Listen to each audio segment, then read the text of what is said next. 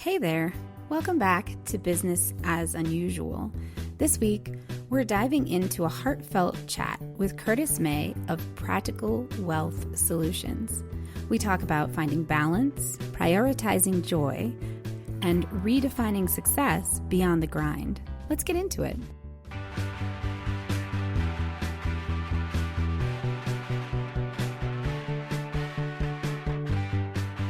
Business as Unusual is a thought-provoking podcast that explores the innovative strategies, disruptive ideas, and unconventional practices driving successful leaders and companies in the ever-evolving world of modern business.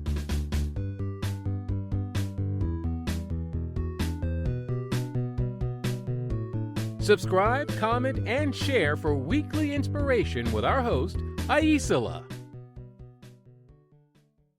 Welcome to the show, Curtis. I am already confident this is going to be a great conversation. Thanks for being here. Thanks for having me. I'm excited. And then really quickly, can you just give a quick description of your work, the type of work and the name of your company? Two things. I'm the host of the Practical Wealth Show podcast, okay, where we teach people things to create wealth outside of Wall Street. And then I work with real estate investors, small business owners to help them keep more of the money that they make. And so basically what I do is most people think the key to growing their money is investing, to find better investments that pay a higher rate of return, mutual funds, ETFs, that type of thing.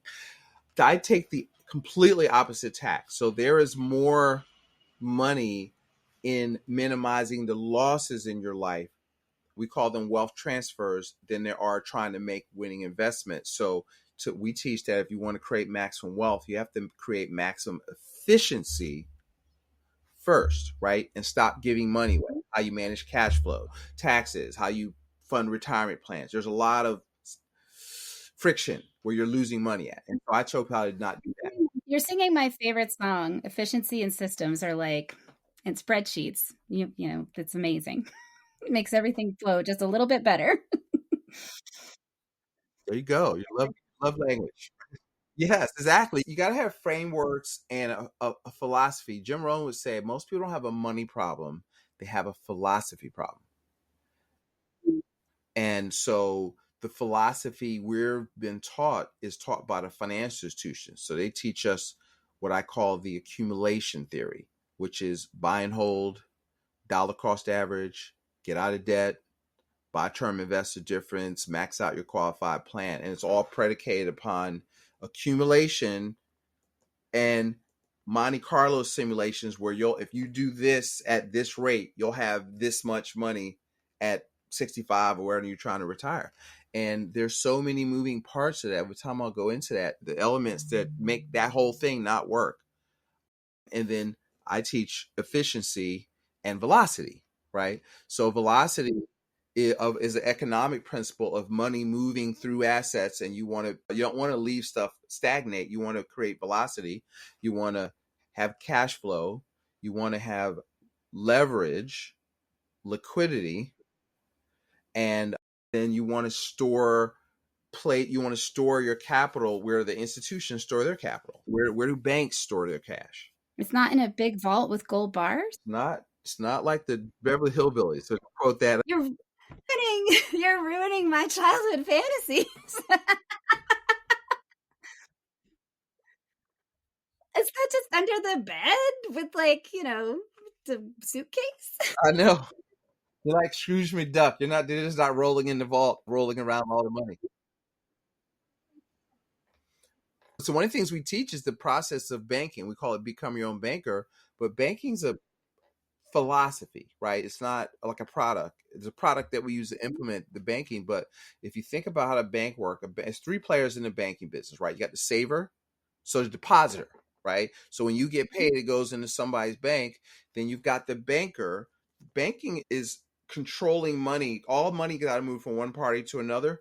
And so right now we've given up the control of that to banks, to big commercial banks, right? And then there's the borrower, right? And so what they'll do is they'll pay you 1% to 2% on money and then mark it up and sell it for 5 or 6%. And people say, well, big deal, Curtis, that's only 5%. No, that's like a 560% spread, right? Because it's like if you get a hammer and you buy it for 88 cents and then you sell it for $5, that's like a 600% markup. If you were in any other business, and so you're buying wholesale, selling retail. That's what banks do with money. But what people don't realize, you can get into that business with your own capital once you know how and coach how to manage money properly. Is all in where you store your capital, because if you lock it up, you give up the ability to do that. And then what happens is, people don't realize is that just on the household side, 35 cents of every dollar leaves your personal economy in the form of debt to others.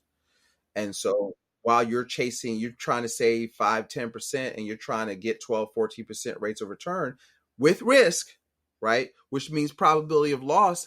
If 5% of your income is leaving in the form of taxes, 30% to debt. So if you became more, here's your word, efficient, where you could minimize taxation, where you could minimize your debt to others, you would be halfway to the winner's circle without taking any risk. If you had a different philosophy about when money hit your accounts, your personal economy, you thought different. You had a coach that thought differently about that to show you how to create even more cash flow with less risk.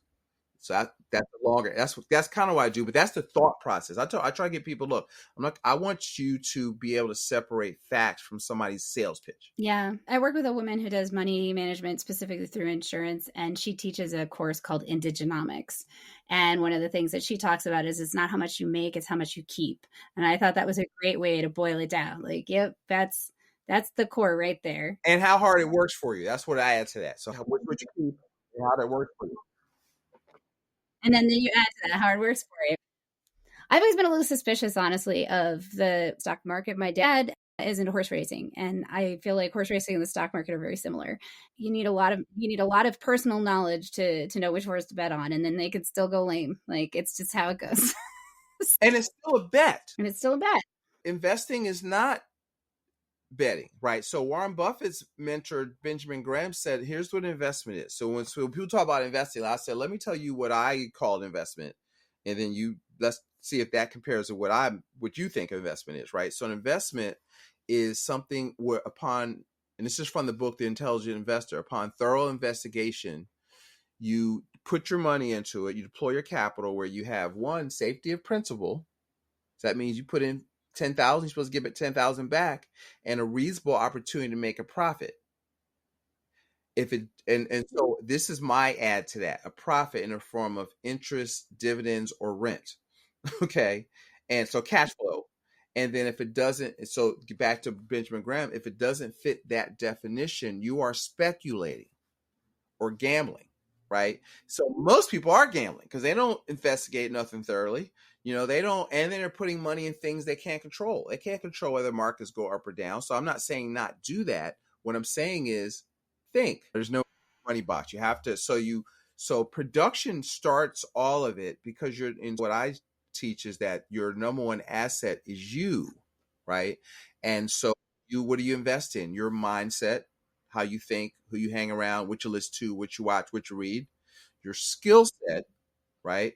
Marketing, negotiation, sales, right? Skills or specialized knowledge. So skills is what makes money. So because money is a result,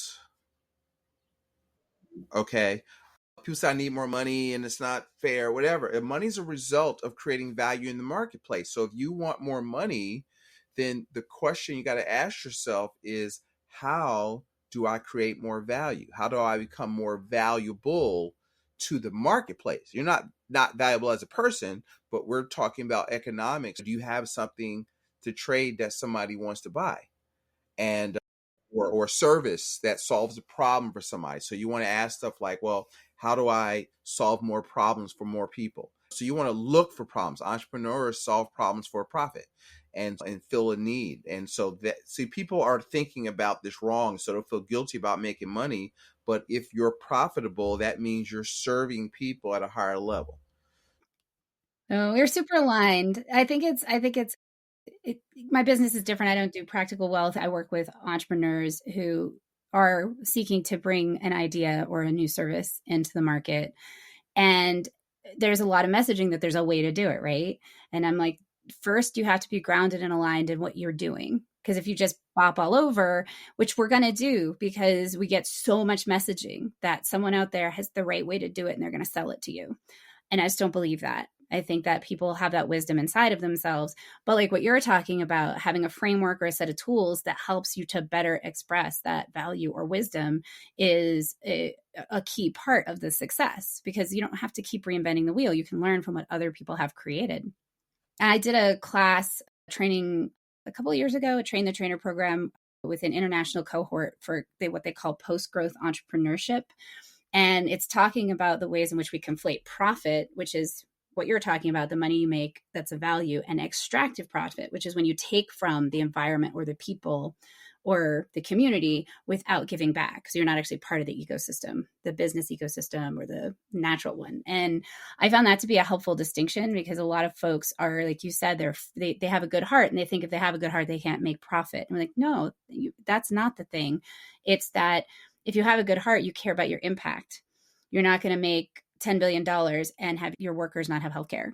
Like, you want to have something that's like actually sustainable too. That's going to last longer, frankly, because if you have workers who are healthy, they will be around more. That's running a good business, though. See, because if your assets are that's just running a good business. So don't feel guilty about that, because you're in business to live the best life you can for your family.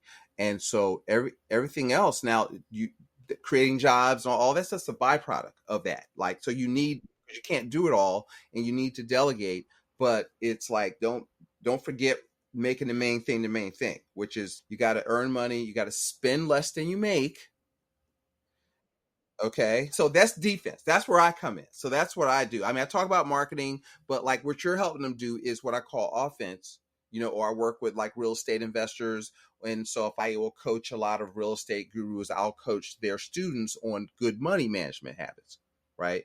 And typically, I just got finished doing a webinar this morning on why typical financial advice doesn't work, right? And so I try to get people to look at their money differently, because if you do what you're taught by mainstream, that will keep you stuck, because it doesn't work.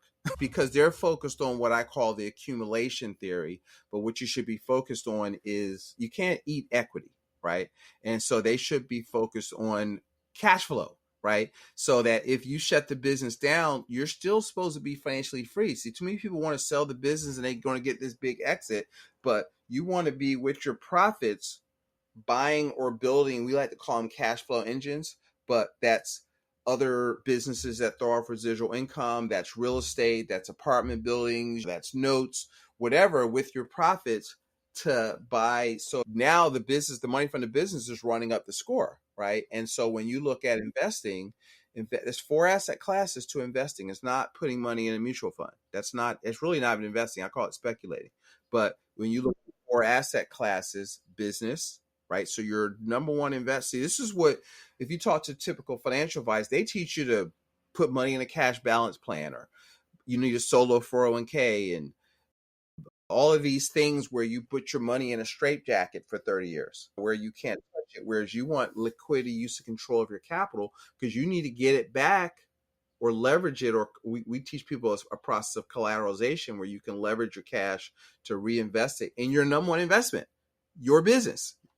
Okay. What do you invest in? Marketing, sales, systems, and people, right? So I facilitate people being good stewards of their resources. How do you manage? Most wealth is lost by how people manage cash flow. On the business side, that's learning things like profit first. How do you take profit first, which is basically just pay yourself for business owners, the envelope system for business owners, right? How do you manage your lifestyle money? So a lot of people don't pay themselves a salary. Well, if you can't pay yourself, that's your business talking to you. You have a sales problem. You have a marketing problem. You have a pricing problem, right? Because the business is there to serve you. So if you need $5,000-$6,000 a month, you've got to be able to, the business got to support itself and pay you for running a business. And that's separate from you taking a profit. And you still got to pay your staff, right? So it's a lot of movement. It's more than an ocean, right? And so you got to separate church and state. That's step one. So like all conversation starts with cash flow. Church and state meaning you got to separate your business economy from your personal economy, right? That's one. Two, then you follow good, sound financial principles, which are if you want me to go there now. So principle 1 we teach is save, right? And so there's a difference between saving and investing. Since I gave you a definition of investing, so safe, liquid, accessible, guaranteed, right? So most people don't, because they think they're not making any money, but you need access to capital. See, if you have access to capital, opportunities find you. So you have to live within your means and put money aside for the future. You have to save. Okay. 2, you have to protect. The second principle is maximum protection. So while you're building the empire, building the business, what could happen, right? You could get sick, you could die, you could get sued, you could have a fire, you could have a flood. So you've got to use insurances, right? Property, liability, disability, life insurance, wills, trust, entities, LLCs, S corps, that kind of stuff, to defer loss, right? So you transfer risk. So that's the foundation before you invest. That's step 2 that's your foundation. Savings as a philosophy, part of all your earnings yours to keep, and protection. You have to build a moat around your castles to keep people out from pillaging and trying to steal your stuff, right? Then we teach legacy, full replacement of assets at death guaranteed, right? And when we do that for me, that eliminates certain products. Like I don't like, so there's principles that people teach out there. They'll teach buy term investor difference. And so the thought process, when you have enough money, you don't need insurance anymore. That is the dumbest thing I've ever heard. Buy term insurance and investor difference.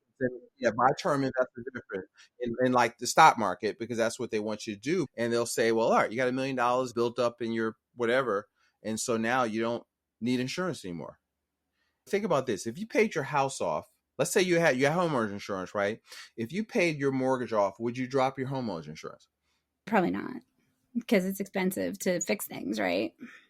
Although insurance is so expensive right now. I know. That's a whole other show, but it's still less expensive than paying cash for your house to get your house, and with the today's building cost, right? Here's the thing. Let's say you had a $500,000 house and you paid the house off and you had set aside, you self-insured. That's a myth. I call it a myth of self-insurance. And you got $500,000 sitting in an account.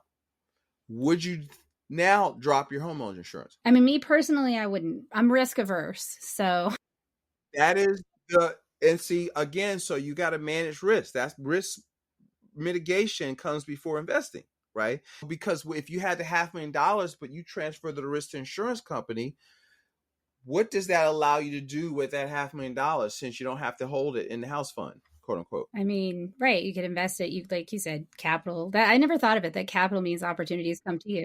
It is. Yeah. It gives you permission to spend. That's all life insurance. It gives you permission to spend. So if you have protection on your life, think of it, all insurance is like asset insurance. And so what happens is, what it does is, if you're going to have a tax-free fill up of the money bucket, and let's say it's a couple and they're trying to scrimp and save on their money, well, now you could spend a little bit more freely, because when, not if, one of you pass away, boom, there's a tax-free fill up of the money bucket. So that's principle 3, full replacement of assets at death guaranteed. The only product that will do that is whole life. And then, so that's another, not to go into products, but I did throw a product in there, not index universal life, for those of y'all listening. The fourth principle, I get that in there, is liquidity, right? Liquidity is just cash equivalents of the first 2 months, 3 months is your emergency fund. So you have what I call your peace of mind fund. And then everything above that, 6 to 12 months is our goal, 4 to 12 months. Beyond that is your opportunity fund. So you have capital to buy or build what I call cash flow engines between your money and other people's money, leverage, to go to number 5, which is velocity, the velocity method, meaning that you're focused on buying assets. What's an asset? Something that pays you to own it. Right? If you're going to invest, so you can invest for capital gains, buy low, sell high, but really you can't eat equity. I want people to become financially free, right? Which is a capability, meaning that you can live like you want to live from the income from your personally invested assets without working, if that's what you care to do. And typical financial advice is not set up to do that. Their goal is assets under management. It's not make you rich. That is a different. a different approach. And I can really hear that as a distinction. And from my own experience, both in work and life, mindset is such a huge part of everything working, right? Like the more focused you are on the tactics that will get you to your goals, the more possibility you have, right? So that's a really interesting way to talk about money. And you got to have the goals, right? So if my goal is I want to be able to have enough, if I need 5 grand a month or 10 grand a month coming in, whether I get out of bed or not, that dictates your investment strategy.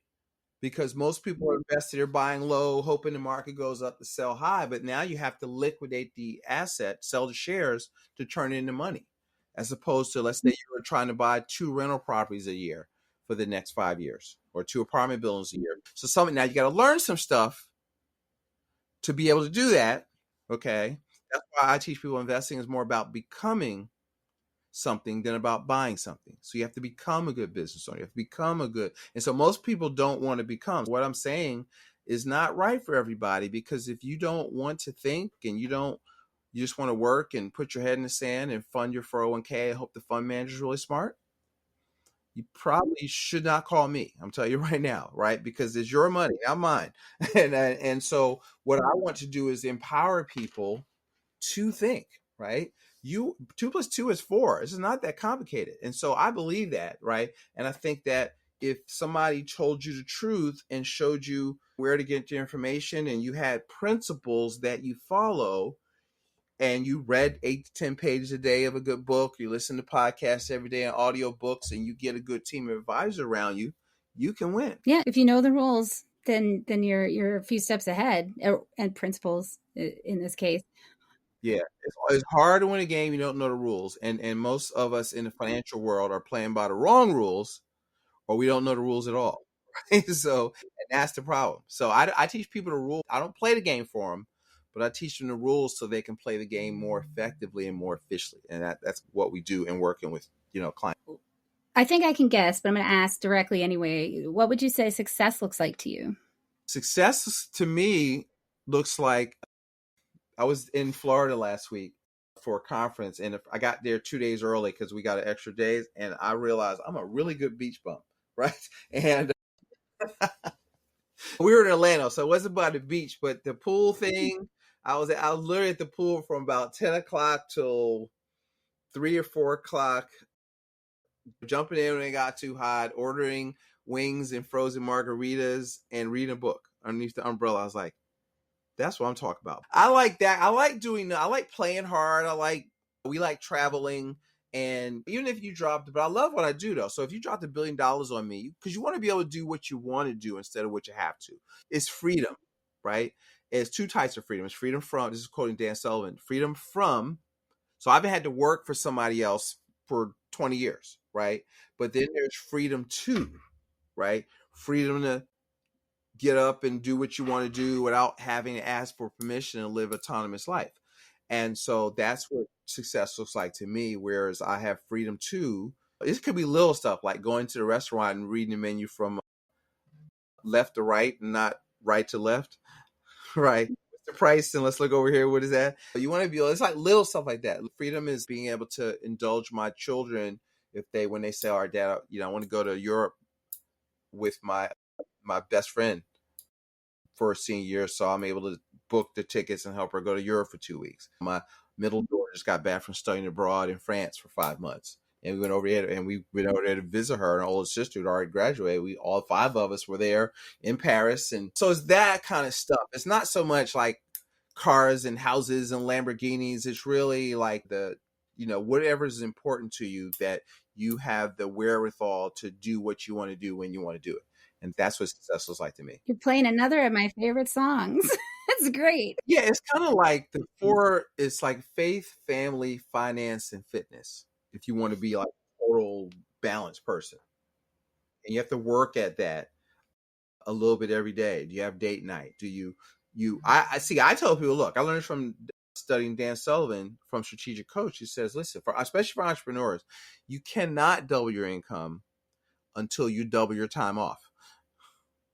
So you need to take more free days, more vacations, because if you're driving this car, Well, you can't go, go, go, go, go all the time. You will get burnt out. So you have to step away from it. That's why you have to create a business that works, systems and processes, so you don't work all the time. Right. And so you don't have to retire because you're not doing anything if you build it right. And then what else you going to do? You're going to go play golf. Then what people do is they'll sell their business and they'll, all right, I got $5 million, and they give it to some fund manager in the stock market to basically speculate with it, invest with it. Whereas you are rich because you built a business that you own and control, and then you give it away. I mean, I've been in talks where I've seen people talk about that. It's, oh, you're going to sell your business, and you give your business to some fund manager, but you didn't get rich. If you read A Millionaire Next Door, right, he says, well, how many of y'all give, he call it stockbroker. Today they would call it a wealth manager. How many of you credit your wealth manager for you being a millionaire? It was like 11%. Okay. So it was like they found an enterprise, unsexy businesses, junkyards, muffler shops, nothing sexy, but they loved it. It was very profitable. They did that. They lived within and probably below their means. They weren't on IG with Lamborghinis and all that dumb stuff. People with money don't do that stuff, right? It's very understated. Okay.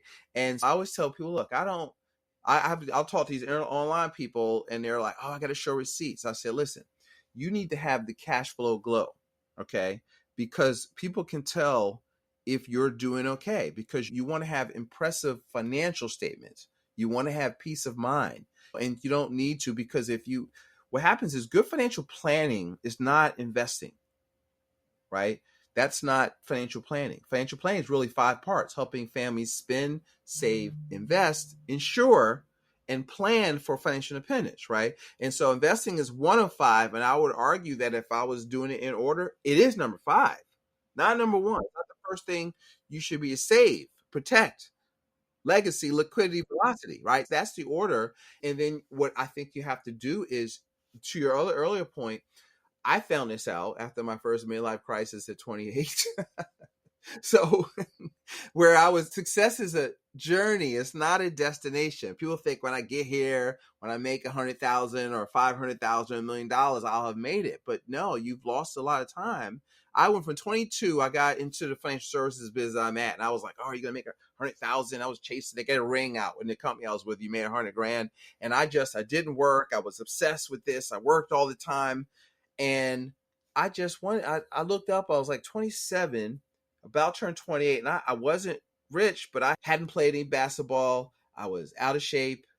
I hadn't traveled. I had friends going to Toronto to Carabana, and my income was so up and down. I could never go when they wanted to go because summers were slow for me. And I was like, I'm not enjoying myself. And I took off. My dad started another business. We had a tavern. I took off. I helped him run that business. And I proceeded to travel to South America. Went to Venezuela like 4 times. And I worked out twice a day. I went out. I was playing in basketball leagues. Because I played basketball in college. So I haven't touched a ball hardly in like 2 years. And then I started running 4 miles a day. I got back in. I joined some leagues, won some championships. I hung out with some friends and had a ball. And still made money, but I had to. Then I went back in, but now I was ready to go back in and look at my life differently. And I was determined to enjoy work and enjoy my life at the same time. So I don't believe in life deferment plans. You need to live the best life you can today. So that's my message to people. I want you to, follow the principles, enjoy your life today, enjoy your fit, because it goes by just like that. My youngest is 13. My oldest just graduated from college last year. I got a senior in college. I remember when they were little kids. Thanks. That feels like success to me too, especially when you can have your family and be supportive in that way and enjoy life. I feel like that's the thing I see with a lot of entrepreneurs. I talk about it a lot, but I'll say it again because I think it bears repeating, which is that they forget to enjoy their lives. It's really important to spend time doing things that fulfill you that are not work, because especially in our culture is so work focused. A lot of people have forgotten how to be community focused and engaged and family focused and engaged. And so I love hearing that you have this full spectrum. That's awesome. I'm right there with you. I've always felt like if you're not living, you're dying. And when I help people build their businesses, I want them to build something that they want to be a part of, that they feel excited about, and like they are doing their life, so that if they get to a point where they choose not to be doing it, it's not because they hate it. It's because it's time to move on, whatever that means. I just have this, like, I question, like, what would the world be like if everybody had that? If we all had the ability to do work that we in some way had some feeling of competence around, or at least satisfaction, and some life experience and ability to be in our lives with our families. What if everybody was given the tools and access to have that kind of freedom? What would the world be like? I think it would be way better. Well, but here's the thing. We do already. Okay. But you don't, it's like, it's around you, but you don't see it. Abundance is abounds. It's around you, but you don't, we live in a world of scarcity. We live in a world of dog. People think is dog eat dog. Basically, people are teaching you that you broke, and you're broke because of this group over here is why you're broke, right? But if you think from a prosperous mindset, it's more than enough for everybody to have more than enough, because there's no such thing as wealth redistribution. It has to be created, right? And wealth is, remember, where does money come from? Money comes from creating value in the marketplace. Well, can you become more valuable? Yes. So everybody that's this call can make themselves more valuable. They can improve their skills. They can serve more people. So everybody has to a unique ability, something that what comes easy to you that other people find hard, right? And then so what you do is you can build your empire around that on your strengths, and then you do that. But now this is, what's that book called? Who Not How, from Ben Hardy. Then so he's got 3 great books. Be Your Future Self Now. He's got 4 actually. Who Not How, The Gap in the Gain, and what was the other one? 10x is 10, growing 10 times is easier than growing 2 times. Okay. Part of that is focusing on what you do best, and do that and delegate anything else. I had a business mentor tell me, said, listen, this is where I learned about delegation. He said, listen, if you want to make $1 million, then your time is worth $500 an hour. Okay. So anything you touch, so filing, paperwork, taking out the trash, all that's costing you money. So you need to hire people. Could you learn how to build your own funnels? Probably. Should you be? No. I doubled my best investment. One of my best investments was investing in my first assistant for 20 hours a week. Boom. All I had to do was call my unconverted leads, because I was doing, up until the pandemic, workshops every month. And I had like stacks of people. I'd done business with a lot of people, but we got busy and I never followed them. So she just did that. I had like 6, 7 appointments a day for like 4 months. And my production literally probably maybe tripled, and set me on a path to now one of the top advisors in my company, and now I got 2 people. So every day I look, okay, what can Curtis not do today? That's really smart. What in your life or past set the stage for you to get into this, or the practical wealth, or to see this as a need, and not just like an identity piece or an experience, because the reality is, as unique as we are, we all share identities and experiences, but there was something unique in you that created for you. You had to take an action. You had to start a business. You had to come up with these principles and share them. And that's an interesting story to me. Like, what prompted you to decide that I'm the one that's going to do this? 2 stages, I think. The first stage is that my father and grandfather were both self-employed, right? So I never got that go to school, get your education, get a good job talk. First of all, my family's always signed the front of the checks, not the back. So a job was not a good thing in my household. So I'm weird. Like, that's a unique, especially as an African American, that's not a normal thing. It was normal for me because I lived on a block. My next door neighbor owned a gas station. And so I saw that all around me. And so that helped. So when I got into college, I realized the NBA was not looking for 5'11" shooting guards. And so that NBA dream is not going to work out. So I got into financial services, and I like money. I like learning. I realized I liked showing people stuff, and I realized I didn't realize till later this was it, but my unique ability is I can assimilate information really quickly, and I can draw to you on a yellow pad the main thoughts out of it. I didn't understand that was like not normal. It was normal for me. That was one of my unique abilities, right? So anyway, so I did the typical advice, the accumulation theory stuff for probably about 15 years. And then I read so here's my epiphany. I read Rich Dad Poor Dad in like 1999, 2000. I realized what he was talking about and what I was doing was not the same thing, but I thought it was. And I realized, all right, some of the stuff I'm teaching, this is not getting people where they want to go. I'd already lived through 4 market crashes, and I was tired of people from the Mount Olympus, from New York, from the wholesales and stuff telling me, oh, don't worry, the market's going to come back. And there's something I'm missing. And so that started me on a search to understand why things go up and down, how markets work. So that was around early 2000. I just systematically started to really do a study on people with money, right? And so they don't do any of the what I call the personal finance stuff, buy and hold, dollar cost average, get out of debt, buy term invest. They don't do that stuff. If you study, and so what I found was if you took a corporate finance course, it's different. And I was mad. Like, so what happens every time I think about it, I'm pissed off that it took me 20 years to figure out the truth.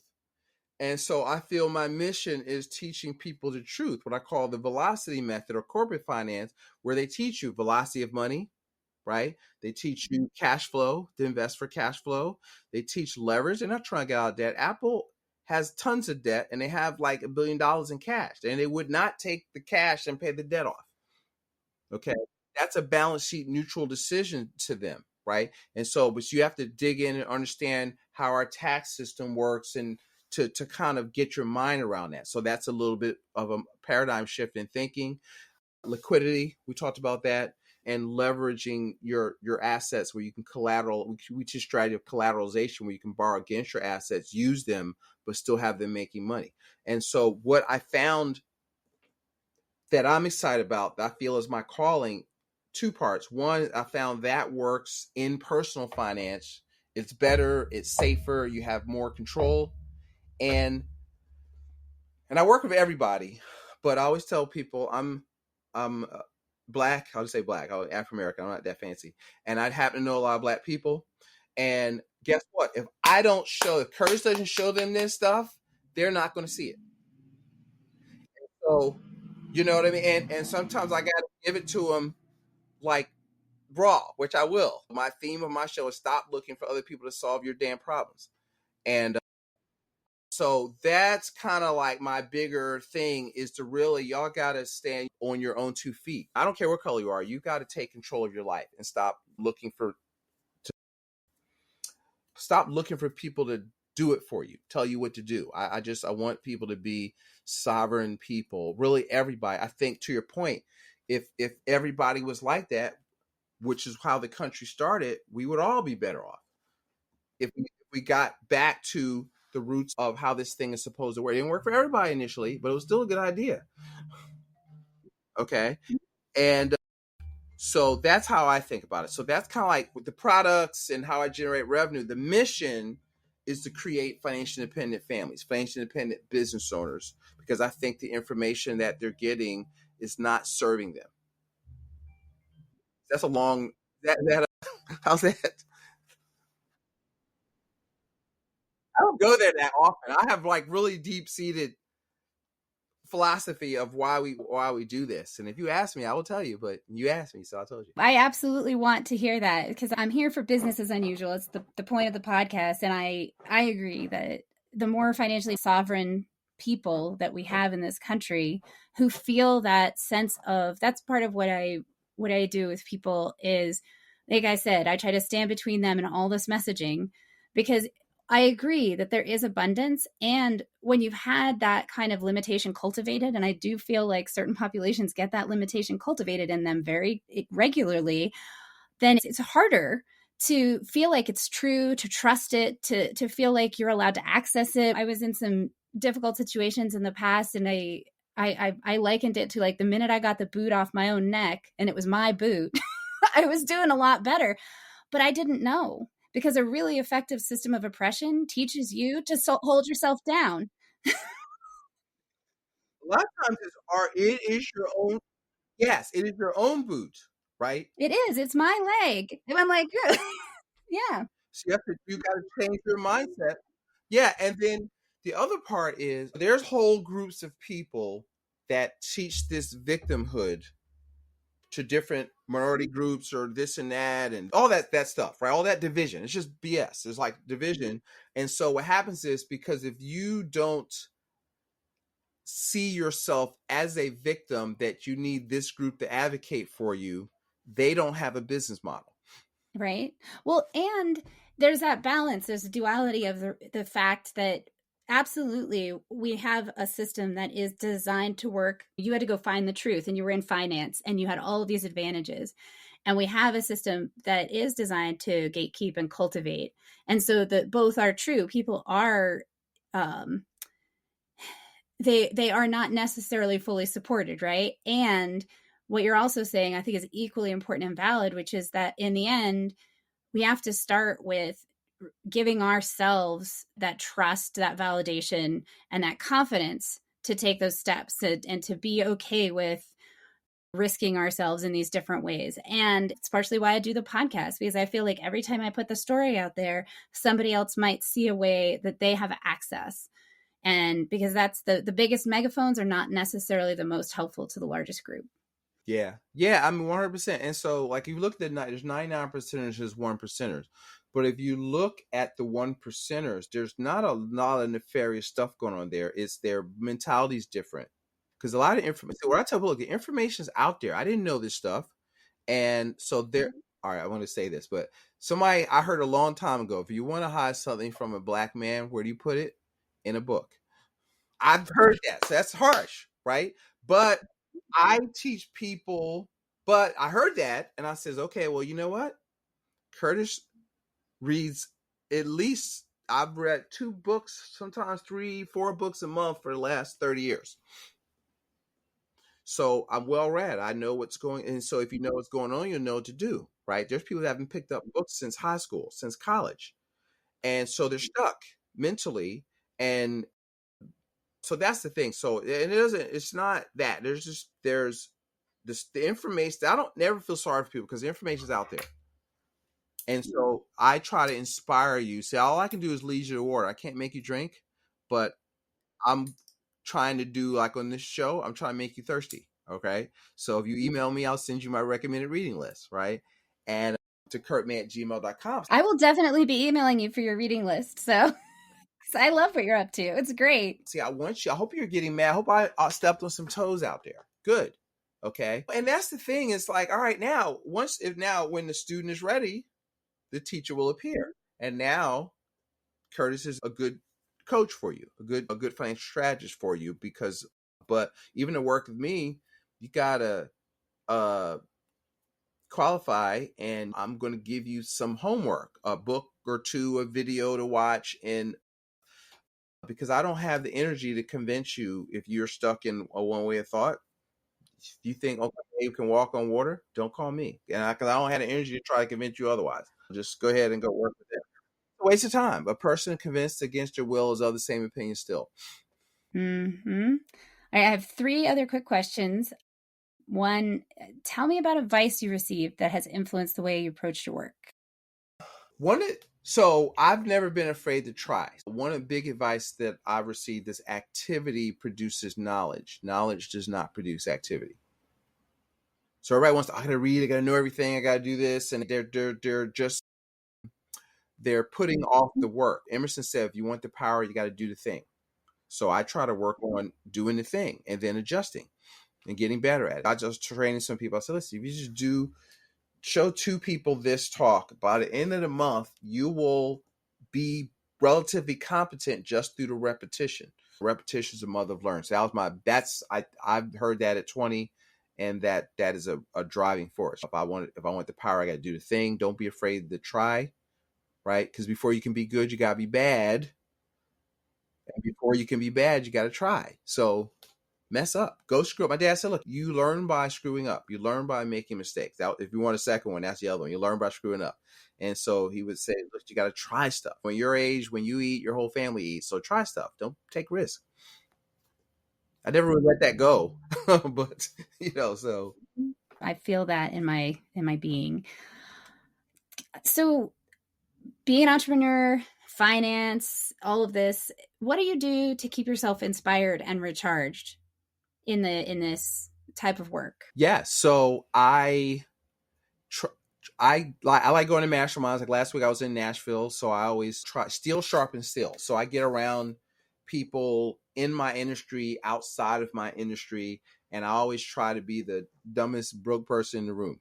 Right? Because if you're the smartest person in your group and you're in a new group, I've learned, because both my parents, I'll just get a little transparent word, drank too much, right?